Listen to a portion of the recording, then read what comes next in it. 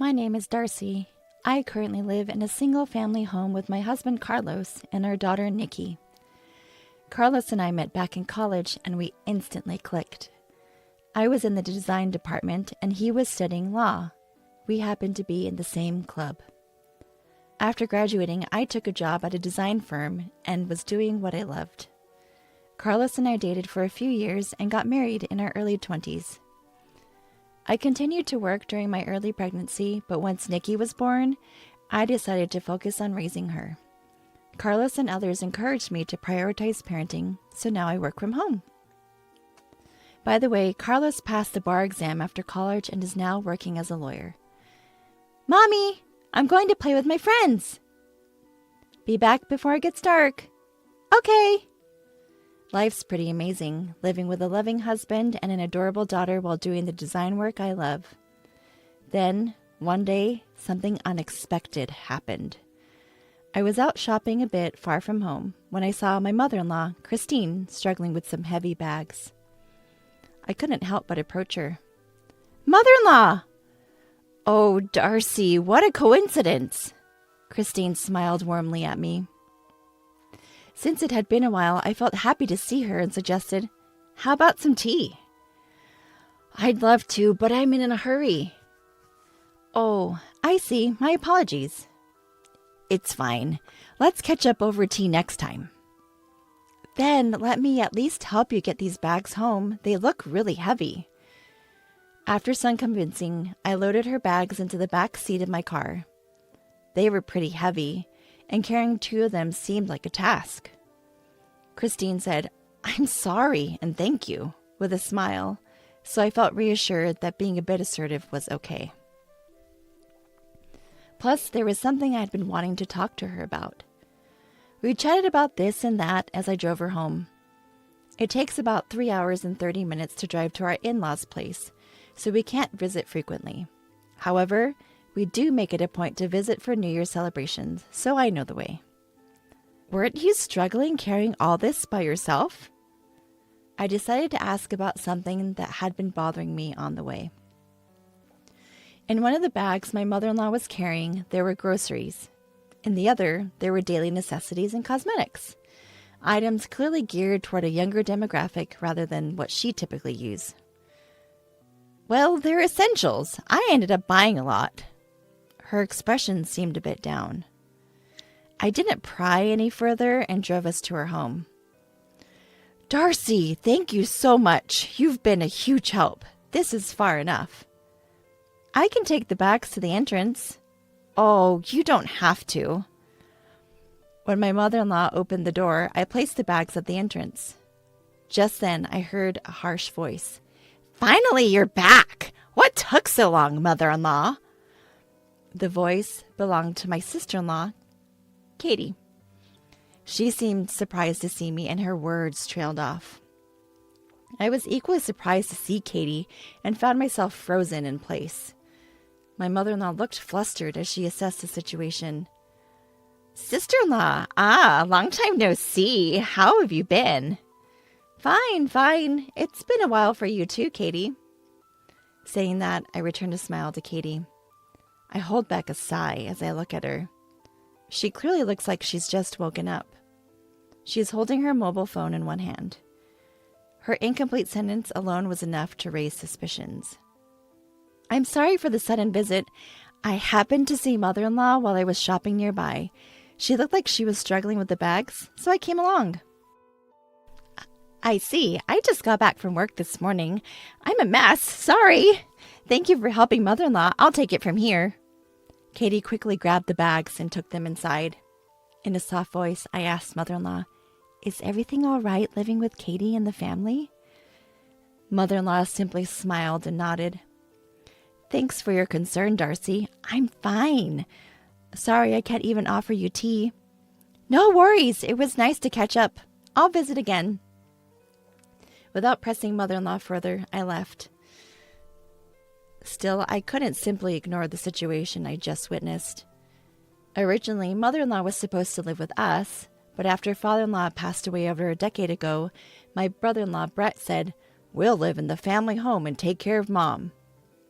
Even Carlos, my husband, was initially concerned. I felt uneasy about the situation, so I initiated a discussion, but it didn't go well. Carlos is busy with work, right? And he has irregular days off. I work close by, and Katie's parents live nearby too. But still, don't worry. I was a troublemaker back in the day, and I haven't done much for Mom, you know? I want to repay her. All right. Given what was said, Carlos couldn't really argue. In the end, with my mother-in-law's consent, my brother-in-law and his wife moved into her house. Today, I shared what happened with Carlos. Really? That's concerning. I'm not sure, but it makes me a little worried. Let's give Brett a call. After hearing my concerns, Carlos decided to call Brett. Hello? Carlos, what's up? Hey, it's been a while. Just checking in on you. I'm doing fine. After exchanging pleasantries, Carlos began to move the conversation forward. Calls usually led to discussions about how great things were between him and Katie, and this was no exception. Good to hear you're doing well. Yep, we're taking an extended vacation next week. What about Mom? Is she coming? Mom said we should just go, the two of us. Carlos and I exchanged looks. Given my mother-in-law's personality, this was no surprise. But we did notice Brett hesitating for a moment. In that case, let's have Mom stay with us during that time. What? At Carlos's words, Brett raised a surprised voice, and I looked up. Carlos, who smiled at me, nodded slightly and continued. We haven't seen Mom in a while, and I think Nikki will be thrilled. I'll get in touch with Mom. So it's settled. Hey, wait!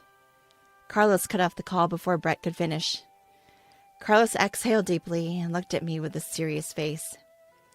We had stumbled upon an opportunity to discuss my mother-in-law. Following that, Carlos promptly arranged the dates with Brett.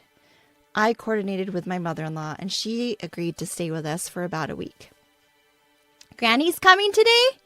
Yes, isn't it exciting? Yeah, Nikki loves Granny. Nikki was ecstatic that her grandmother would be staying over. A few days later, my mother-in-law arrived at our home with minimal luggage. As soon as she entered, she looked relieved and bowed her head.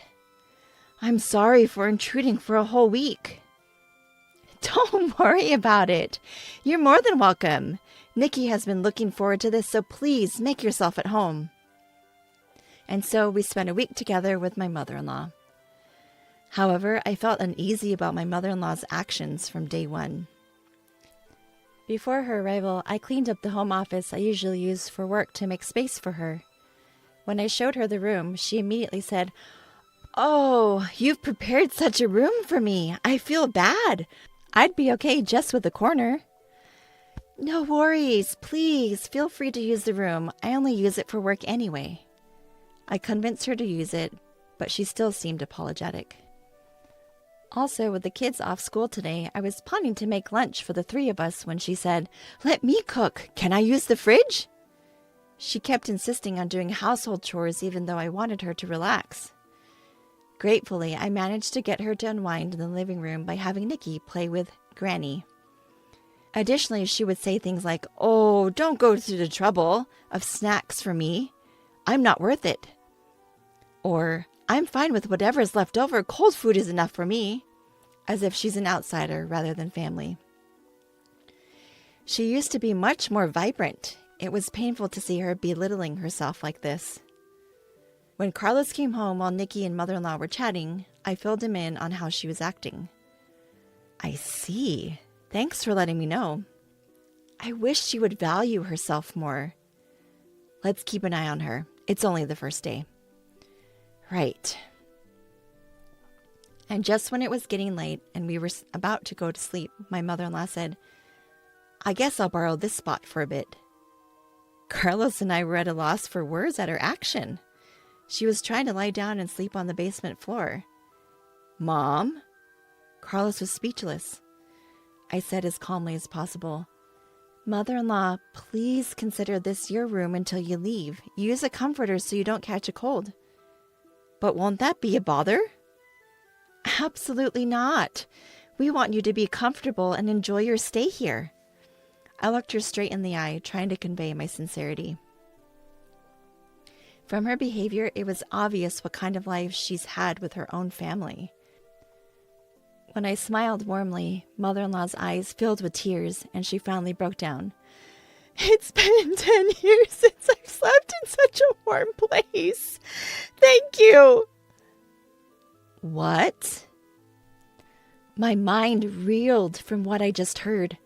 Carlos's voice was several octaves lower, filled with disbelief. Hey, Mom, tell us the truth. Are you getting along with Brett and the others? How's life been? Mother-in-law chuckled awkwardly before speaking. Well, getting along might be stretching it, but I have to make do, right? I mean, if they ditched me, I wouldn't know how to fend for myself at this age. Slowly, mother-in-law began to share the grim reality of her life with us. Turns out, it was much worse than we could have ever imagined. She was handling all the housework in that home. Whenever Katie was a little unhappy, she would raise her voice at her. All the shopping responsibilities were left to mother-in-law. She would buy whatever they needed. Moreover, mother-in-law was shouldering most of the living expenses. Clearly, her son-in-law and his wife had ulterior motives when suggesting they move in together, mainly to exploit mother-in-law's finances. Mother-in-law would only eat after the two of them were done, usually in the basement.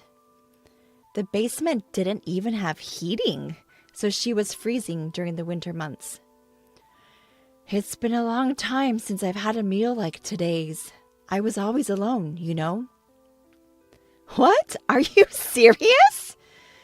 The reason mother-in-law wanted to sleep in the basement was that it had become the norm for her at her previous home. Both Carlos and I were at a loss for words. Initially, when Brett and Katie moved in, they were kind to her. At first, mother-in-law was happy and thought it was a good idea to live with them. However, as the years went by, their behavior changed drastically. Initially, Katie used to cook, and Brett would help with other chores. I'm so tired. Brett, you work so hard. Let me take care of things today. You should rest. Really? Thanks, Mom. That was probably the beginning. Mother-in-law, I'm really tired today. Oh, sorry, Katie. I have plans with the neighbors today. What? You're prioritizing them over me? Oh, I apologize. That's selfish of me. No, that's not it. Don't worry. I'll prepare dinner when I get back. This is my room, and this is Brett's room. Slowly but surely, they began to change how they treated mother-in-law, manipulating her more and more. Eventually, she found herself taking on almost all of the housework and contributing financially as well.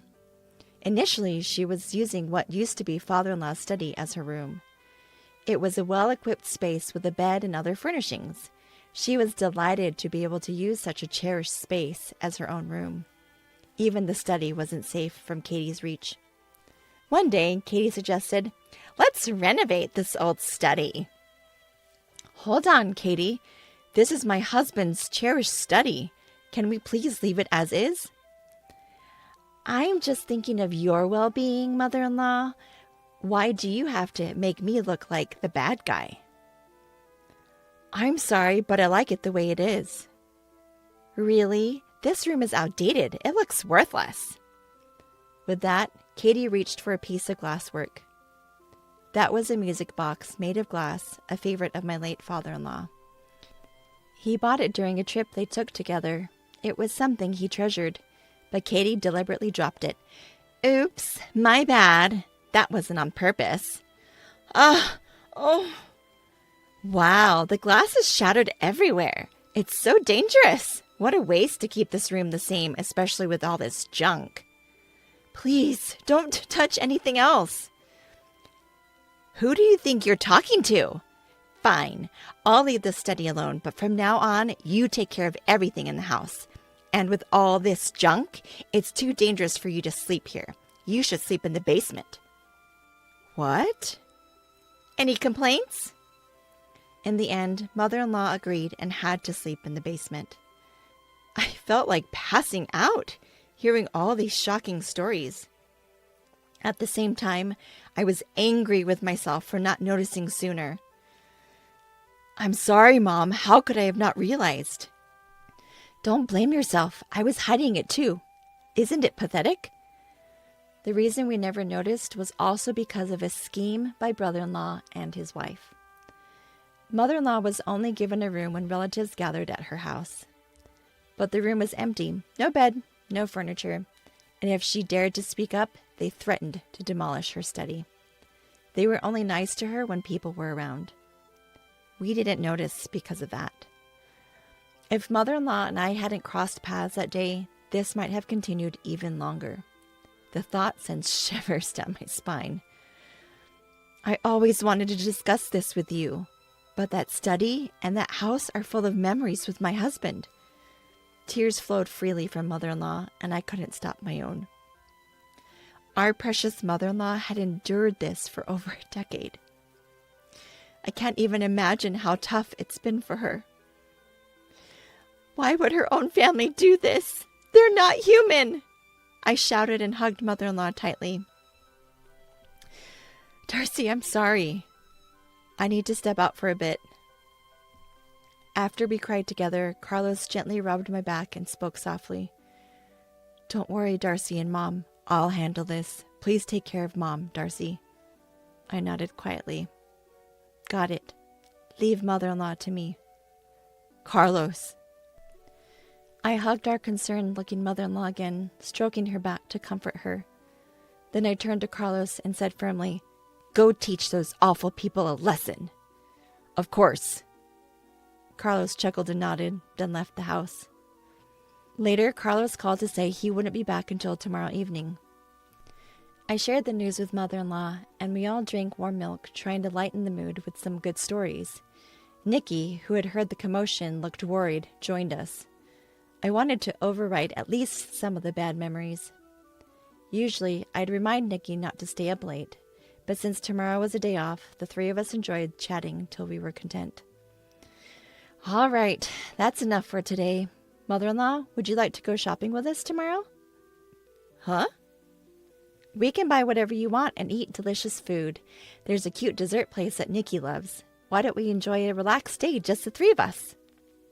At my words, mother-in-law's eyes filled with tears again. She nodded slowly, repeating, thank you, over and over. That night, we spread an air mattress in the living room and slept closely together, with mother-in-law in the middle.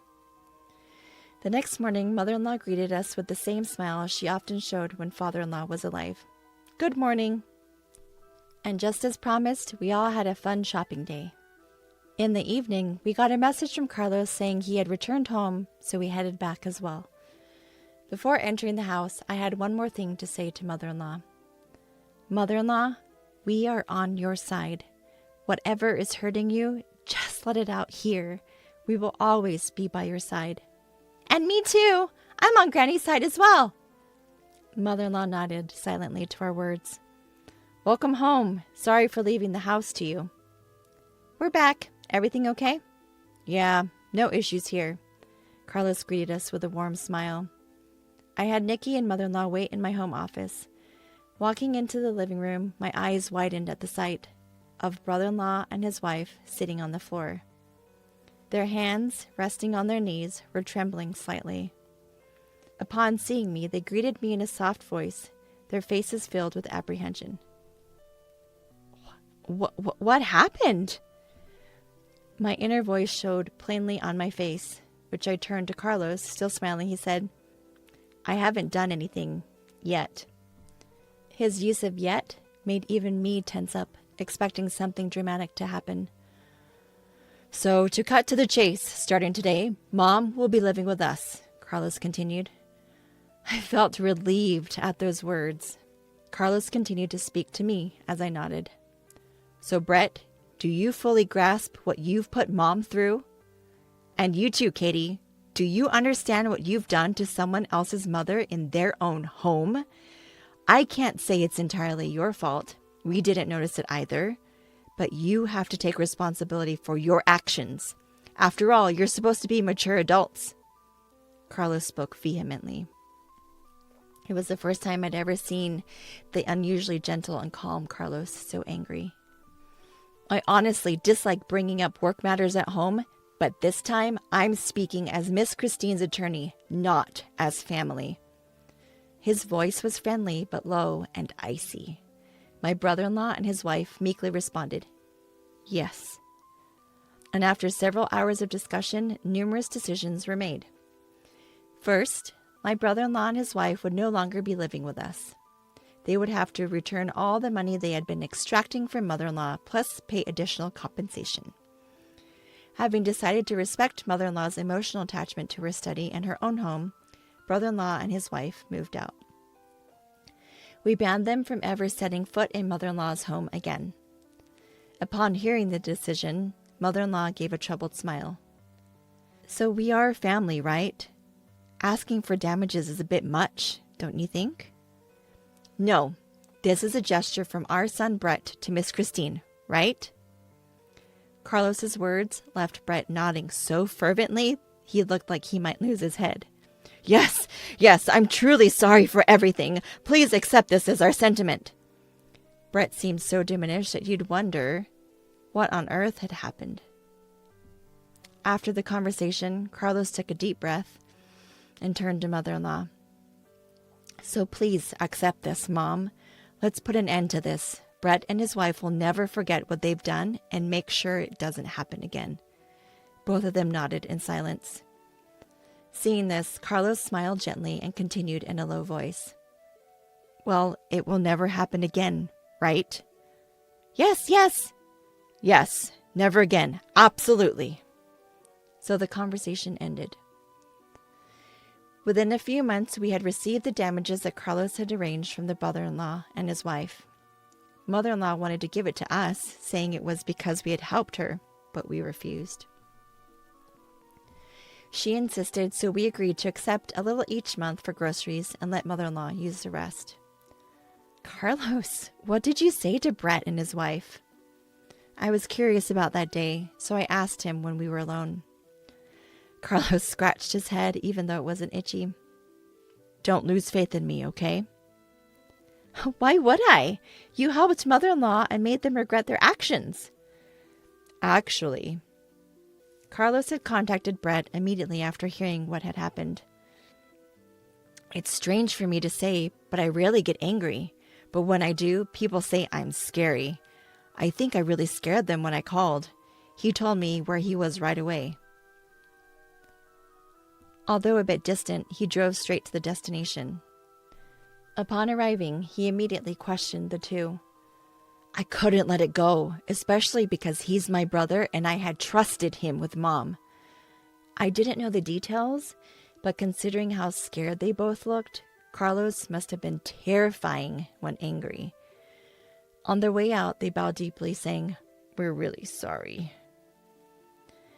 "Well, mother-in-law seems happy, and so does Nikki. I'm happy too. Thank you for standing up for us, Carlos. Darcy, I'll continue to do my best for our family." Even after everything, it's good to know we can still be a happy family. I'm grateful for my dependable husband and for mother-in-law who chose to rely on us. From now on, I intend to make up for the hardships by being a dutiful daughter-in-law and do my best in every way. My name is Jenna, and I've been married for 3 years now at the age of 30.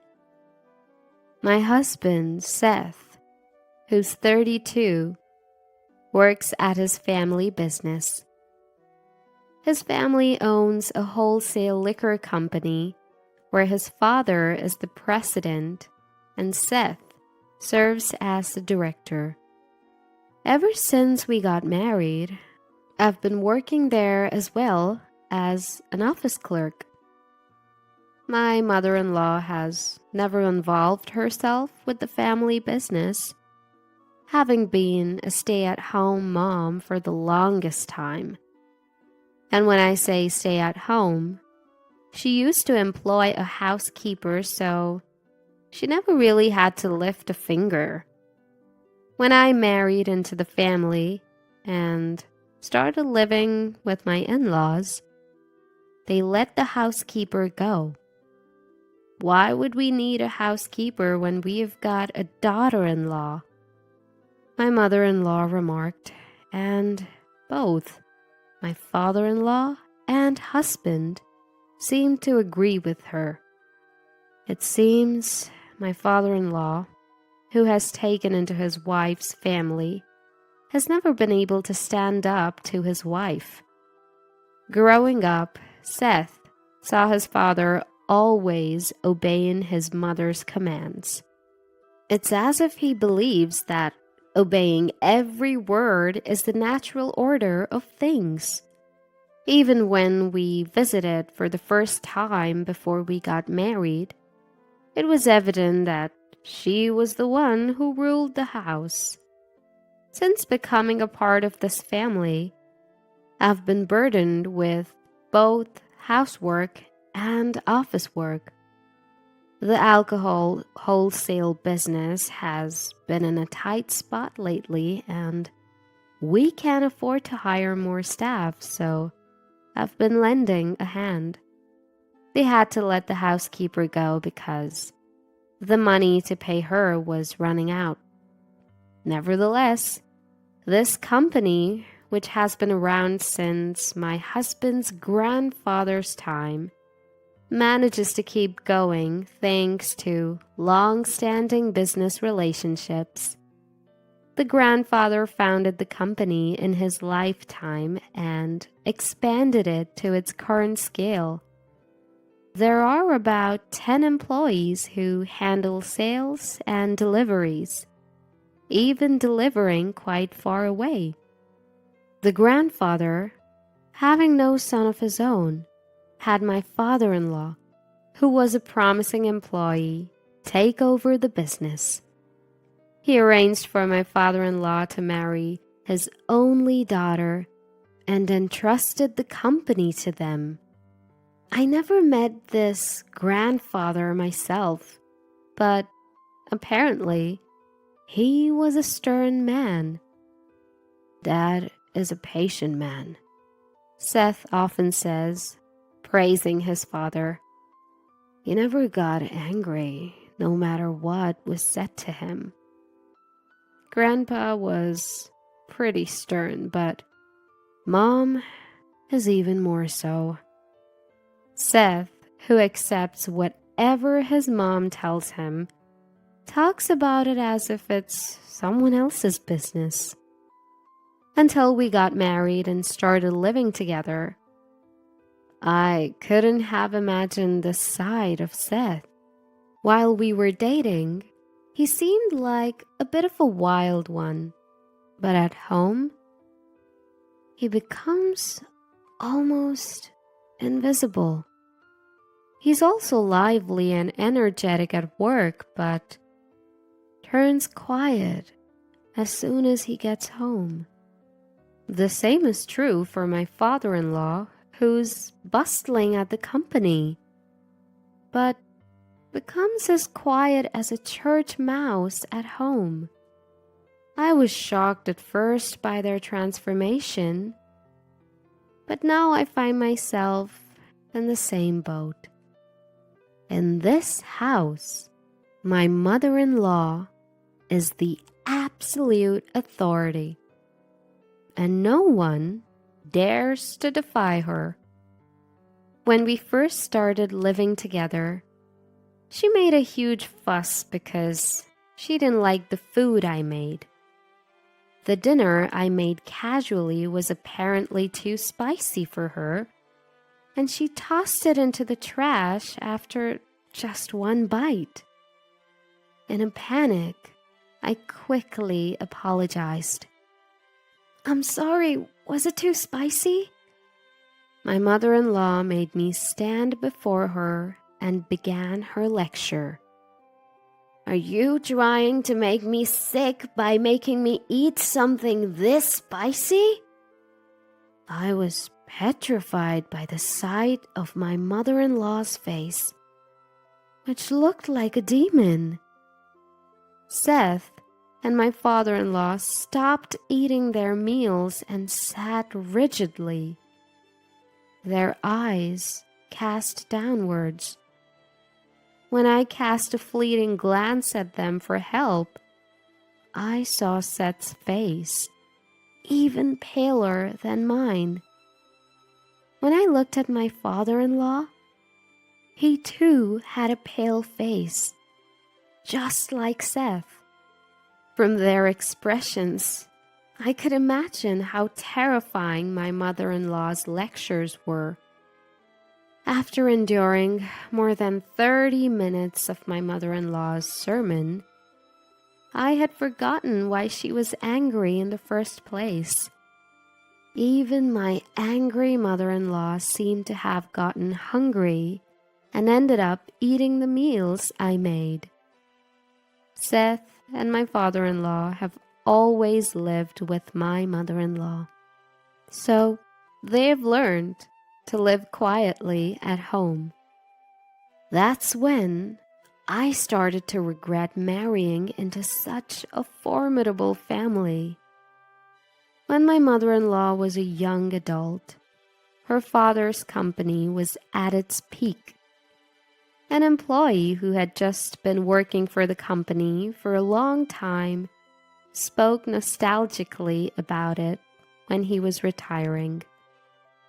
Apparently, they had more than double the number of employees they have now, and their sales were incomparably higher. My mother-in-law had experienced this prosperous era and finds it hard to lower her standard of living. That's probably why she used to hire a housekeeper and never did any household chores herself. My mother-in-law loves shopping and often goes out, bringing back loads of things. I don't know how much money she spends, but given the company's current performance, it's starting to worry me. Seth and my father-in-law don't say anything about her shopping, so I keep my mouth shut too. If I made an ill-considered comment, I might get a lecture that lasts longer than 30 minutes. Before I knew it, I had started to think like Seth and my father-in-law. For about a year after our marriage, I was fully occupied trying to get used to the lifestyle in my husband's family and the work at the company. By the time 2 years had passed, I was facing a bigger problem. We were unable to have a child.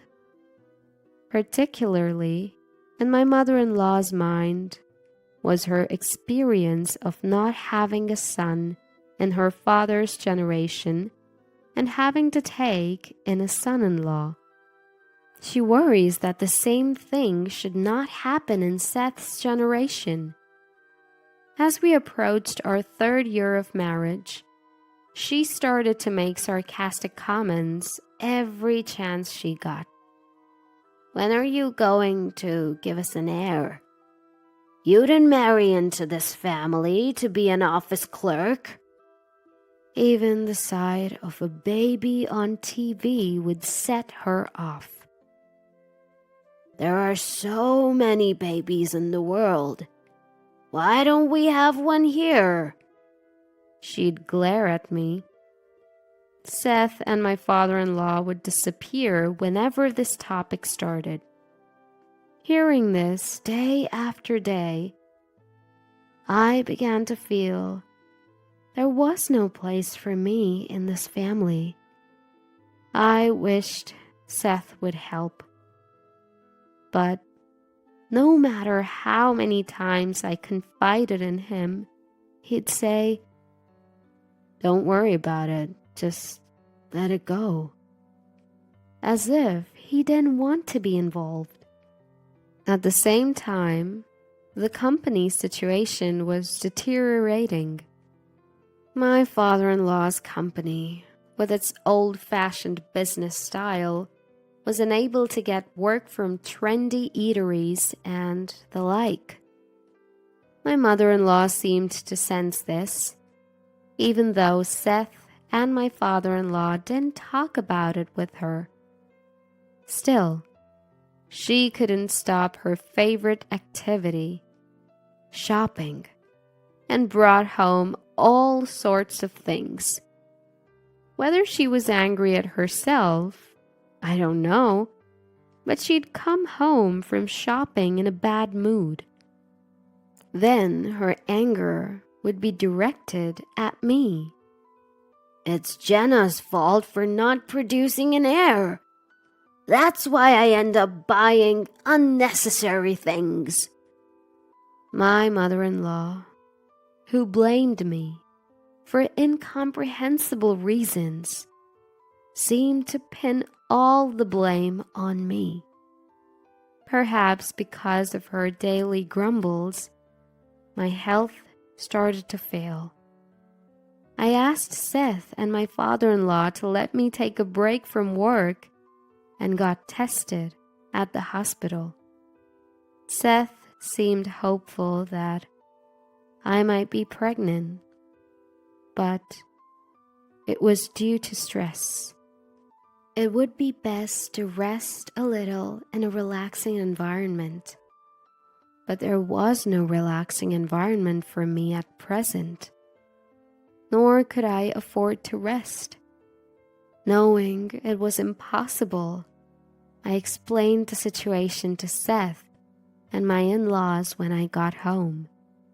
The doctor said it would be better if I could rest a little, but it's okay. Surprisingly, my mother-in-law said, "You should go back to your parents' house and rest for a while." She even told my father-in-law, "We can manage, right? It seems like we're not so busy right now." It seemed like she was urging them to let me take a break from work. My father-in-law, surprised by my mother-in-law's words, replied, "We can cover for you. It's okay," with a relieved look on his face. I was shocked by my mother-in-law's unexpected words. At this time, I thought she might actually be a kind person. But that was a big mistake. She was just a person with a bad temper after all. The next day, I went back to my parents' house right away to rest.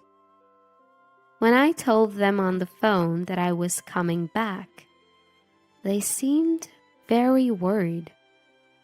When my mother saw me in person, she said, "You look pale and thin. Haven't you lost weight?" she asked with a voice on the verge of tears. "First, take some rest and recover." My father also welcomed me. He seemed to understand everything from my expression.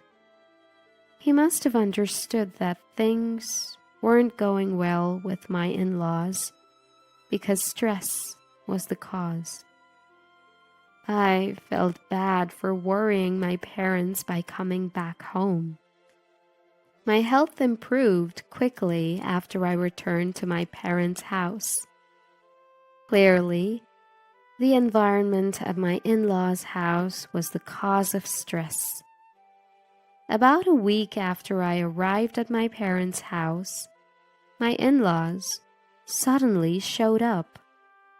I could understand if my husband Seth showed up, but I never thought my in-laws would come to my parents' house. My mother-in-law suddenly started yelling as soon as she arrived. We're returning this good-for-nothing daughter-in-law who can't even bear an heir. It's up to the parents to take responsibility. Even my mother, who met her at the door, was too surprised to respond. My father rushed to the entrance and challenged her. I can't let it go if you call my daughter a failure. What do you mean? My mother-in-law fought back when my father immediately rebutted her. 3 years into marriage and still no baby. What's more, she's weak and can't work. My mother, finally regaining her composure, counterattacked. Isn't Seth also responsible for not having a child? My mother-in-law dismissed her with a snort, making baseless excuses. There's nothing wrong with Seth. The problem lies with your daughter. My father, maintaining his composure against my mother-in-law's unreasonable remarks, said, If you insist on that, we'll take our daughter back. Are you fine with Jenna leaving? I, who didn't want to face my mother-in-law, was watching the situation from a place where they couldn't see me. My father glanced at me for confirmation. The image of Seth flashed in my mind, but I nodded. Seth hasn't visited me once since I came back home, and he can't stand up against his mother's remarks. There's a limit to calling someone a failure or trying to return them like some defective product. From now on, we'll have no relation with you. Please remember that. My father responded very politely. My father-in-law, hiding behind my mother-in-law, seemed like he wanted to say something. However, my mother-in-law cut him off. We'll send the failure of a daughter-in-law's luggage later. We'll hire a divorce lawyer too. With that, my in-laws, who glared at my parents, left. Why didn't you say something more to such rude remarks? My mother, this time, turned on my father. Calming her down, he said, There's no use talking to that woman. Don't worry. We'll make her realize her mistake through our actions, not words. My mother, not understanding what my father meant, was still furious. I, however, understood immediately. My father-in-law also knew, which is why he tried to say something. My father runs a restaurant chain and has a business relationship with my father-in-law's company. As someone who used to work in administration, I knew this. In fact, it was my father who introduced me to Seth. He had been doing business with my father-in-law's company since the time my grandfather-in-law was the president. My father's company, which started from a single store and struggled at first, received help from my grandfather-in-law. To this day, with a significantly larger number of stores, he procures all the alcohol and beverages from my father-in-law's company. To be honest, it seems cheaper to source from elsewhere, but they continue trading out of gratitude to my grandfather-in-law. Given that my father's company also runs an affiliated pub, it's a big account for my father-in-law's company. My mother-in-law, who didn't know about this, was able to maintain her attitude towards my father. The next day, my father called my father-in-law's company and told the person in charge, "We're ending all transactions with you." The flustered person in charge immediately reported to my father-in-law and Seth. My father-in-law, who had not anticipated that all transactions would be stopped, finally lost his temper with my mother-in-law. "Because of you, we have lost a major business deal." The normally gentle father-in-law's fury and the loss of a major deal seemed to have shocked my mother-in-law. "What? It's because of me?" My father-in-law explained to my mother-in-law that I am the daughter of a major client. When Seth and I got married, this was brought up, and my father-in-law thought my mother-in-law remembered it. She, who didn't care about business, had completely forgotten and only then remembered. "Now that you mention it, I vaguely recall something about it when Seth was getting married." Finally, grasping the severity of the situation, my mother-in-law was flustered. Seth also lashed out at her. "What were you thinking? Deciding on Jenna and my divorce on your own?" I had reported to Seth about my mother-in-law demanding a divorce from me. "I don't want a divorce. Moreover, if things continue this way, our company will collapse." Given that my father's company is a large client and profitable, if the transactions stop, they wouldn't be able to manage the business. Presently, all trading partners are demanding lower prices and they're hardly making any profit. My father's company, due to the relationship between my grandfather-in-law and my father, hadn't requested any price reduction. Such a relationship of trust seemed to be the only reason why my father introduced Seth to me. That evening, my in-laws and Seth came to my parents' house, but my father did not allow them inside. At the door, my father asked, "After all the disrespect, what brings you here today?"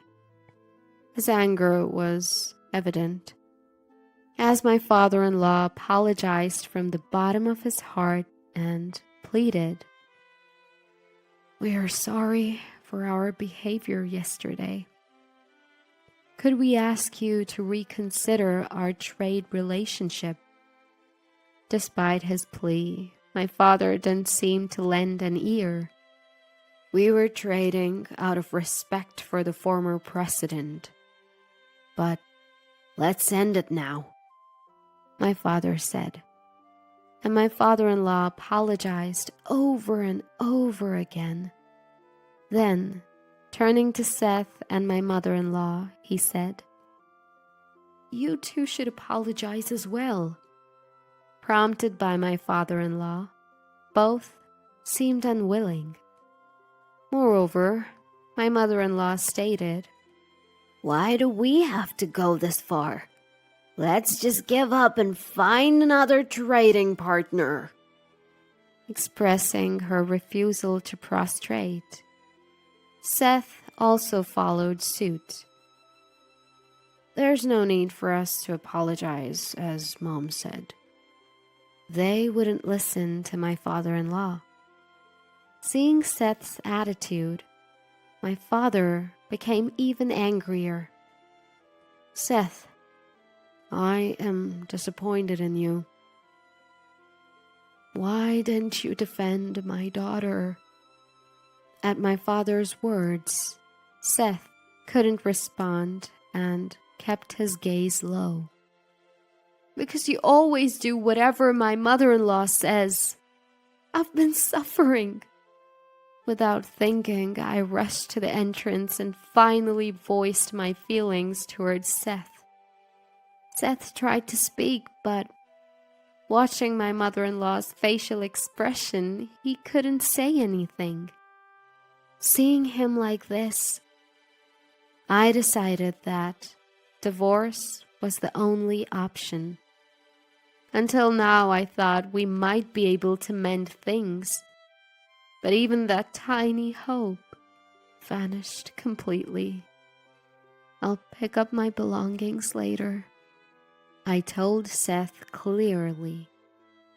My mother-in-law didn't seem to like this attitude of mine and started making a fuss. "Yes, that's right.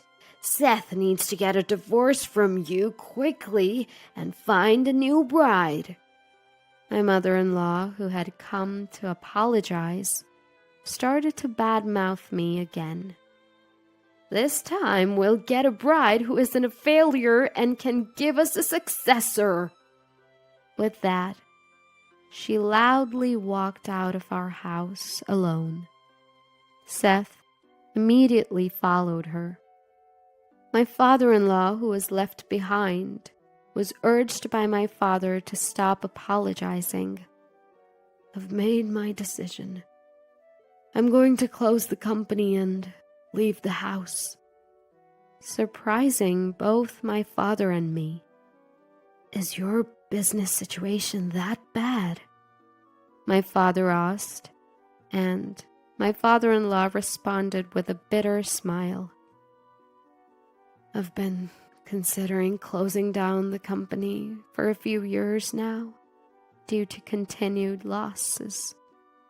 While I knew their situation was tough, I didn't think it was that serious. I worked hard to leave the company to my son, but it was all in vain with him behaving like this," hunching his back as he left. The next day, when I went to pick up my stuff from my in-laws' house, nobody was there. As I was moving my belongings and about to show up at the company, I found a great uproar. Creditors who heard rumors of the bankruptcy were swarming, and my father-in-law and Seth were handling them. I left without greeting anyone. A few days later, my father-in-law's company declared bankruptcy. My mother-in-law, who had a large amount of debt, filed for personal bankruptcy and ran away with Seth. It seems Seth intends to follow his mother wherever she goes. My father-in-law is looking for re-employment for the remaining employees. I wish Seth could have thought about the employees until the end like his father did. Back home for a rest. I became well again. I never thought I would get a divorce during my convalescence. Seeing me depressed after the divorce, a friend who was worried about me introduced me to a man. This man, who has firm beliefs, captivated me. After about a year of dating, we got married, and we were blessed with a baby. When I got pregnant easily, something I had been hoping for so long, I thought the problem must have been with Seth. Now, I can laugh about it. But at the same time, I was so troubled that it affected my health. Perhaps a peaceful environment was good for me. In any case, now I can't wait for the arrival of our baby.